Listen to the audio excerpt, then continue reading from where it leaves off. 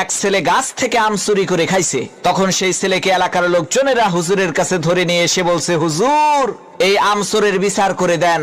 হুজুর তার কিতাব বের করে সমস্ত লোকের সামনে কিতাব খুলে পড়তে আরম্ভ করলো। যে চুরি করে খাইছে আম তাকে দিতে হবে তার দাম, দাম না দিলে তার পিঠের উপরে কিল পড়বে ধাম ধাম। হুজুরের কিতাব শুনে এলাকার লোকজন সেই ছেলেটিকে কয়েকটা চর থাপ্পড় মেরে বিদায় করে দিল। আল্লাহর কি কুদরত! কয়েকদিন পর সেই হুজুরের নিজের ছেলে ডাব চুরি করে খাইছে। তখন এলাকার লোকজন হুজুরের কাছে এসে বলছে, হুজুর মানুষের ছেলে আম চুরি করে খাইছে দেখে বিচার করলেন, এখন আপনার ছেলে তো ডাব চুরি করে খাইছে, বিচার করেন তো দেখি। লোকদের কথা শুনে হুজুর তার কিতাব বের করে বলল, ভাইরা আমার, কিতাবে লেখা আছে যে চুরি করে খাইছে ডাব তার হয় নাই কোনো পাপ।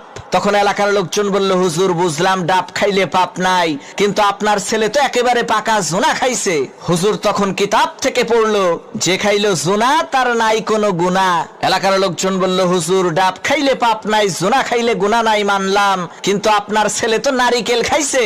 তখন হুজুর তার কিতাব থেকে পড়লো, যে নারিকেল খাইছে চুরি কইরা, তোমরা সবাই মুড়ি দাও তার হাত ধইরা, কারণ সে চুরি করে খাইছে নারিকেল, এর মানে একেবারে পরিষ্কার তার দেল। তখন এলাকার লোকজন বলল, সর্বনাশ, হুজুর আপনার ছেলে